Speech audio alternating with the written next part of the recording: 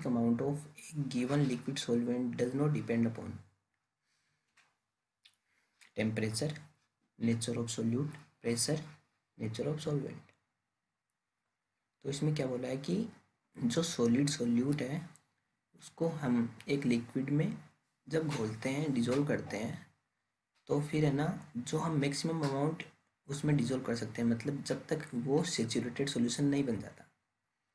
तो मतलब उसको अनसेचुरेटेड से सेचुरेटेड सॉल्यूशन बनाने के लिए हमको कितनी अमाउंट घोलनी पड़ेगी, मैक्सिमम अमाउंट सॉलिड सोल्यूट की। तो वो जो वो अमाउंट है वो किस पे डिपेंड नहीं करती इन चारों में से।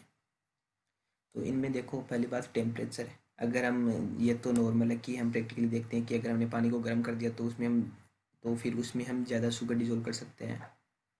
नेचर ऑफ सोल्यूट ये भी इस पे भी डिपेंड करेगा। और जो प्रेशर है, प्रेशर पे ये डिपेंड नहीं करेगा। सोचो कैसे। देखो इसमें जो सोल्यूट है वो है सॉलिड। तो जो सॉलिड्स है, जैसा कि हमने पढ़ा है कि सॉलिड्स पे प्रेशर का नेग्लिजिबल इफेक्ट पड़ता है। तो फिर अगर मान लो कि हमको एक लिक्विड में ही दूसरा लिक्विड घोलना होता, तो उसमें प्रेशर पे वो जो डिजोल्व, मतलब जितना भी वो जो सोल्यूट है वो उसमें डिजोल्व हो रहा है, वो उस टाइम प्रेशर पे डिपेंड करता है। लेकिन लेकिन यहाँ पे सोल्यूट क्या गिवन है, यहाँ पे सोल्यूट है सॉलिड, और सॉलिड पे प्रेशर्स का नेग्लिजिबल इफेक्ट पड़ता है। तो solubility of a solid in liquid does not depend on pressure because solid is practically incompressible। क्यों?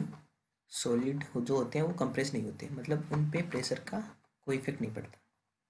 तो मतलब काफ़ी कम इफेक्ट पड़ता है, थोड़ा सा प्रेशर का इफेक्ट पड़ता है लेकिन काफ़ी कम पड़ता है। तो इसका आंसर हो जाएगा सी, नेचर ऑफ सॉल्वेंट। इस पर भी डिपेंड करती है, मतलब सॉल्यूट और सॉल्वेंट इन दोनों पे डिपेंड करेगी, क्योंकि हमको सॉल्यूट को तो डिजोल्व करना है और सॉल्वेंट के अंदर करना है। तो फिर जैसा कि मतलब ये नॉर्मल है, तो फिर इसका आंसर क्या होगा, प्रेशर।